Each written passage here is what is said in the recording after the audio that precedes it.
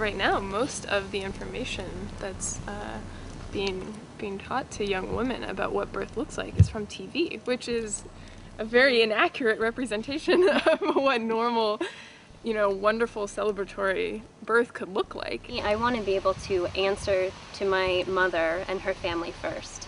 I don't want to have to answer to my community before that mother. I don't want to answer to the other practitioners in my community, and I don't want to answer to a hierarchy of a government before I'm answering, the call of whatever this woman needs in front of me. This is Peak Moment. We are living at a peak of human innovation, information, wealth, and health.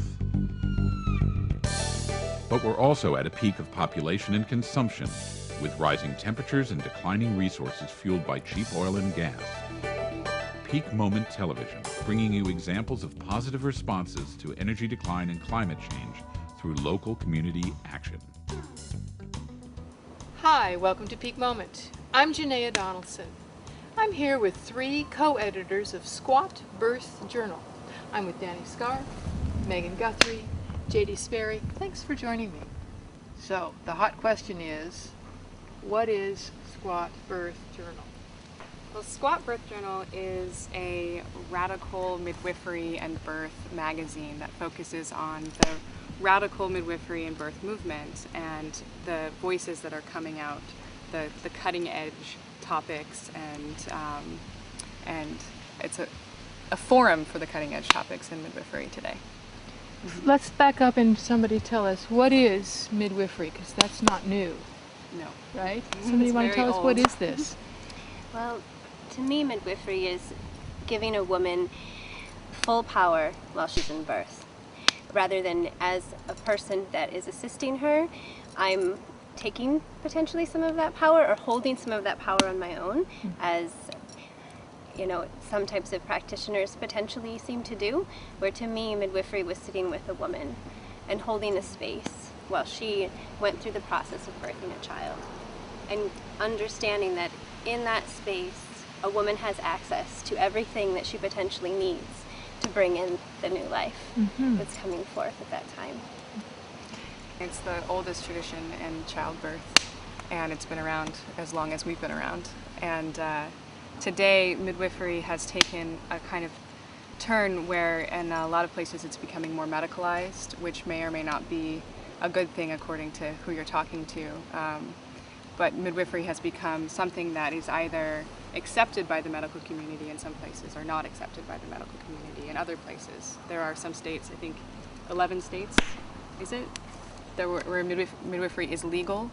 And then there's states where midwifery is illegal, which means there isn't any legalities about it. And then there's still some states where midwifery is just flat out illegal, or home birth, having a child at home, whether with a midwife or without a midwife, is illegal. So that would say, in those states, birth has become a medical situation, right? It's required to have it be in the medical system. Exactly. Which is kind of a theft, it seems to me, of a very natural process. It's very interesting. For probably the last 30 to 40 years, midwives have been seeking recognition from the medical community, which to some degree makes sense. I mean, there is a great amount of knowledge that most midwives have that could be considered medical. However, at the same time, midwifery isn't necessarily a practice of medicine. And inside of wanting to be recognized for that, there was many years and lots of legislation to have insurances cover midwifery. And in doing that, it kind of put midwifery into the same bubble as the medical world, because the attempt was to try to have insurance cover midwives, so then they would be more available to women. But at the same time, it's kind of skewed the whole process. And now there's a lot of different issues that are arising from that many midwives are facing. When you are talking about being sort of the radical forefront of new ideas or things, what kinds of ideas? I'm going to lean on Danny just because you haven't spoken and don't mean to put you on the spot. That's okay. What are some of those new things that are emerging that you're wanting to document in the journal?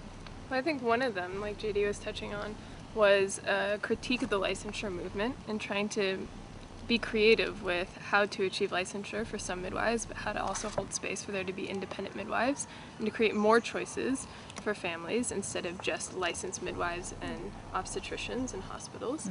So one of them is definitely getting creative with how to create those choices. Another one is having critiques of capitalism and the way that it's affected midwifery care and the midwifery movement.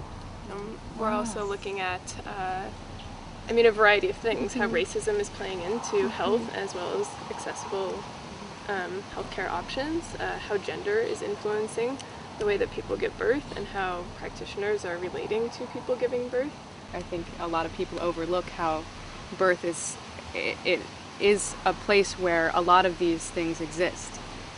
Just like it's a microcosm of and a representation of bigger things that are happening in other places in our culture. So another one of the issues that we are focusing on within what we've talked about and the licensure process is options for women, especially women who are facing trying to find somebody to help them with their birth and when they're considered a high-risk case, which is a VBAC, which is a vaginal birth after cesarean, breech presentations, babies in the breech presentation, and feet first or butt first, or other positions that are not just head first, and twins, and there's a lot of people within the midwifery movement talking about standards of care in terms of is it safe to have these high-risk cases with a midwife,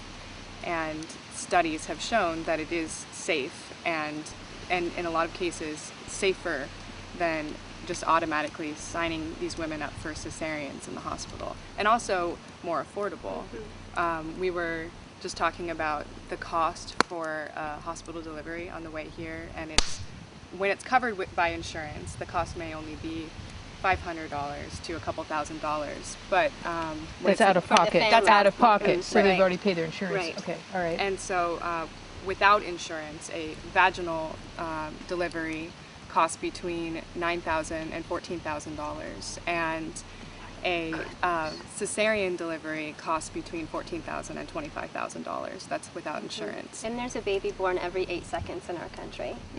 So the resources that are going to that are astounding. And inside of the idea that none of it's, hardly of it could even be necessary. And a hospital birth, the amount of waste that is, accumulated through that process. Relating this then back to our oil consumption, it's incredible. The amount of plastic garbage that's gone through every time a woman has a baby, happening every 8 seconds. And what is the percentage of women who are having babies out of hospital? It's like less than 5% in our culture. It sort of sounds like our system has done a very good job of convincing women that this is the only way to give birth, and marginalizing home birth, midwifery, whatever, very effectively. Very effectively, and it's paralleled, or at least I feel like I can see how well it's paralleled the industrialization of agriculture, of all of these different things that are happening in our society, and now we're kind of coming to this tipping point of so many of these things, and childbirth is one of them, where there's a strong movement now of women having unassisted birth, and there are women who are choosing to have unassisted birth, which technically that's without any type of care provider. It doesn't mean completely on their own. That are doing that almost as a backlash from not wanting to have to be put into a medical picture when they have their baby, but they can't find practitioners who will support what they truly want. And that's not all of the women who are having unassisted birth, but inside of the research and the relations that we've made, it could be a good 50 to 75% of women who are just saying, I'm done with this, I'm going to just go be on my own. And where is that leaving our society? It's really interesting. So it sounds like that backlash is saying, it's sort of like the organic small farm movement. Right. It's people saying, I want to get back to being connected to a very natural process, with the support of my community, The women and other friends to be there at that birth, to sort of what, recapture some of what has been lost in the industrialization? Is that sort of a way of seeing that? And now kind of where we're coming from is we can take midwifery to a place, or we want to move it to a place where there are options for women, so they don't just feel like they have to completely go away from any type of care, but can find other, support to be with them in their process, to what we're, working on and what you were saying. What you're saying, the political side of this, I would imagine that part of the work is making it legal in places where it isn't, or are you going to try and tackle, or not necessarily. Making it not as illegal Right. in some places. And the thought process with that is the current system that we're working with, the midwives, let's say for example here in Washington State, are highly medicalized, and they work hand in hand with the medical system and only deal with low risk cases. And so you'll find very few midwives here who will work with high risk VBAC, breech, twin cases, and so the options for people in high risk categories, or for people like JD was saying who would prefer to have a really hands-off birth process, they're facing either licensed midwives who are highly medicalized in the system, or obstetricians. And everyone's different within that system, but there's also another option which is technically illegal, and that is to work with an unlicensed midwife. And so part of what we're talking about is making it more a part of the system that already exists, and having unlicensed midwives who are in most cases trained just as much as the licensed midwives, a part of what is recognized as a woman's option when she's going to be having a baby, because you get a different care provider in that spectrum.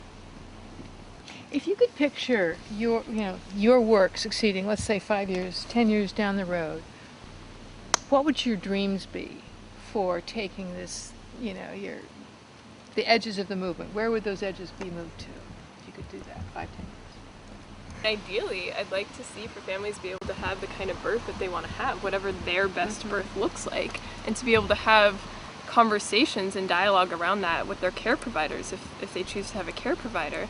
Because one of the major issues that I see right now is that, especially within the hospital setting, there are not those conversations happening. There's not time for that.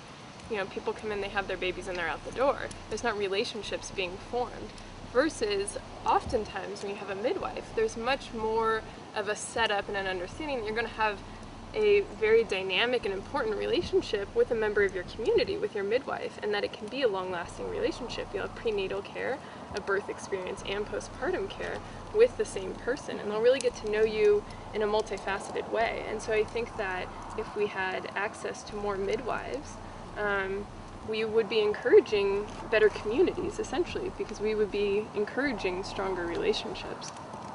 And perhaps fewer traumatized babies and mothers and so on. I mean, what occurs to me as you talk is that there's a need then for women to know, families to know, there are more options. Yes. And so education has got to be a big part of what you And education, not just from the hospital. I talk to a lot of people who, let's say for instance, are going to be having twins, and the only education they're receiving really is from their obstetrician, who says to them, well, this is your only choice, is to have a cesarean. And they hear that and they think, well, here's somebody who is pretty much an expert on my condition, if that's what they're going to refer to it as, and they feel disheartened and disappointed perhaps, and they sign up anyway, because how would you find that other information? Right. It takes and a lot of work. And it's happening in the example you shared within the medical community and obstetricians. And then there's a sense that it doesn't happen as often if you're moving to more relationship type of care with a midwife, but it still does occur. It's like this way of giving information but not disclosing everything. If there is a licensed midwife in this community then who is having a woman who has a breech baby, she's sharing with her that their options are to go to Portland, to go to Canada, or to go to the hospital, because or maybe you might be able to find another licensed midwife in this state, but probably not, and I don't know of one, where that's not the only option. And it varies from state to state even, which is just so wild because we are still so close, and how how diverse our communities can be and how disconnected at the same time. And You were saying that it's quite different in Washington State than Oregon earlier. Oregon has they're the like midwifery dream state in the sense where you can choose whether or not you want to be licensed. You can choose whether or not you want to have malpractice insurance. It's not illegal or frowned upon to do high-risk cases, and that's where, you know, a lot of midwives live there and have a much easier time doing having the kind of practice they want to have without, you know, the medical system breathing down their neck to keep them in line. That being said, there's still issues with insurance and, Right. and being accessible. And affordable. Yeah, and affordable for families. Yeah. So you're running the tight line between, you'd like in many cases to have the insurance companies acknowledge midwifery like they do, say, chiropractic or acupuncture or other alternate modalities, but without losing your ability to give the kind of care the way you want to and has been traditional. So that's a real fine line. yeah, it's one of the things inside of not wanting to be a licensed midwife, which is where I am in the world, is to me, I want to be able to answer to my mother and her family first. I don't want to have to answer to my community before that mother. I don't want to answer to the other practitioners in my community, and I don't want to answer to a hierarchy of a government before I'm answering, you know, the call of whatever this woman needs in front of me. And inside of offering the best care that I could possibly provide, if I have in the back of my mind that I am answering to any one of these other entities before them, it creates this space of conflict, where how can I then really provide you with unhindered care? And to me, in that conflict can then manifest into what we see as birth complications, essentially, because birth is such an intuitive place of something so different than a lot of the times the reality that we live in. If I'm holding an issue in my mind that, oh my gosh, what is the midwife down the road going to think if I don't take heart tones in this moment, yet I know if I go in and take heart tones, I'll be interrupting her space, potentially causing any type of conflict, which then could, you know, harm the process, harm the baby, harm the mom. And so we're really trying to find a space where we can eliminate all of this ickiness so that we can be clear and make the connections and have the conversations and let the women that we're serving, you know, have every option that they can. One of those, I think, kind of like JD was saying about who do you answer to first, I think what the midwifery movement needs a lot more of is a critique of the insurance companies and how the insurance companies are really hand in hand with the government in our country. And the insurance companies are mainly responsible at this point for keeping families from having VBACs or vaginal births after cesareans at home, or even in the hospital. A lot of times you're essentially forced to have a cesarean for not being able to have breech births or twins at home, which have been proven to, in non-high-risk situations, be way healthier to have at home and in a much less interventionistic way, you know. And so it's the insurance companies that are really dictating what's a safe birth and what's not a safe birth, and who's a safe care provider and who's not. And really, I think those conversations should be happening between families and their care provider. And that's something that families are completely capable of determining for themselves, you know. Where would they turn? Where would a family turn for that information? I mean, when we are used to a medical system and you go to your obstetrician, you know, and find out you're pregnant and all, whatever, what kind, are there other organizations? I mean, I sort of have a hard time imagining an obstetrician saying, you could have a hospital birth with me, or you could go to midwife JD. Here are your choices. I kind of think that's a stretch. Right. Where would they find out where their choices are? I think that I mean, even within very mainstream books and everything, a lot of books will present midwifery as an option, but also another really great resource is the internet, and I think that should definitely be used and utilized for people to be educated about home birth and about midwifery. Also, there's a really a large and growing movement of people who call themselves doulas, and a doula is a person who gives emotional support to a woman in labor, and this is becoming a much larger movement, I think, than anyone imagined that it would. And these people, whether they read books or take classes or just are good at what they do without needing any of that are reaching out to women in their communities and saying, we'll help you, educate you, and we'll be your advocate, and we will answer any questions that you need answered. And I think that there should be more doulas. I think that there should be many doulas within every community, and I know that there are other people who are working on that also. So the doulas could be a source of, here are the options for a woman. I confess to having been a doula for a friend, and felt very honored, not particularly well educated in it, but certainly there for the mom, and it's very satisfying. But I could imagine a doula at a much more, at a level of not just a one-time event, but who are aware of what all the resources are in the community and outside the community if need be. For all of, I mean, wouldn't you think that part of what you're aiming for is women and families to control this process, unbeholden to what you're saying, everyone else, all the intervening bureaucracies and stakeholders?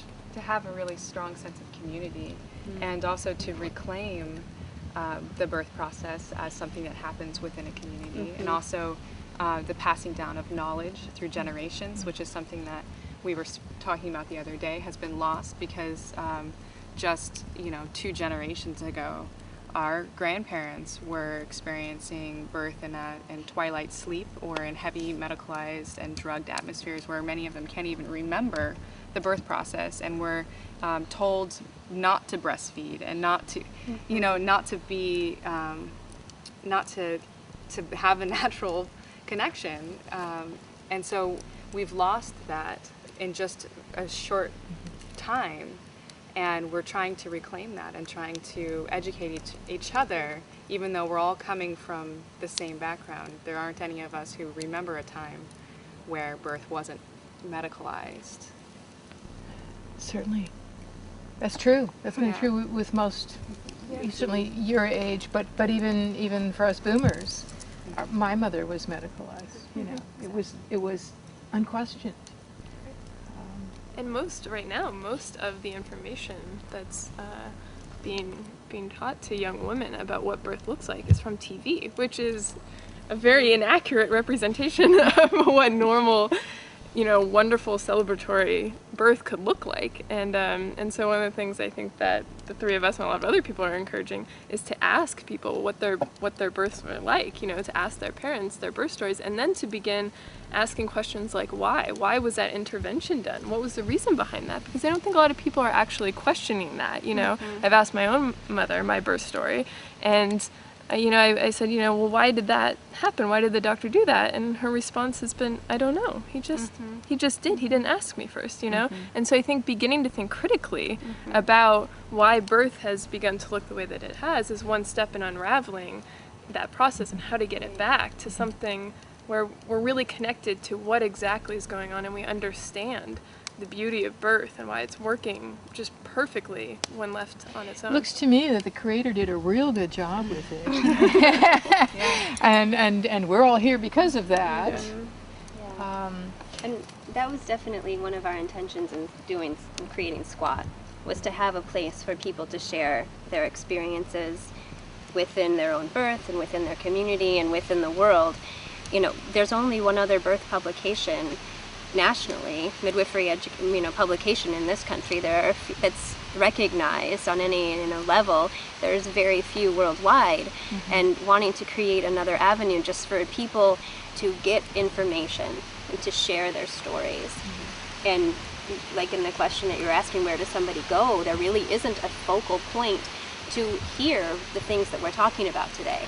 Actually, let's take a moment to say, is this online yet? Is there a website yet? I know that you're just getting going, sort of. So tell us how to find you. Yeah, we have a Facebook. It's amazing. Yes. Which is, I think, probably most people find us through there. We have a blog. It's squatbirthjournal.blogspot.com, and we have we are online. Our magazine is for sale through MagCloud, which is an on-demand publisher, and then we also have it for free. You can download it to your computer, and that's through Zine Library.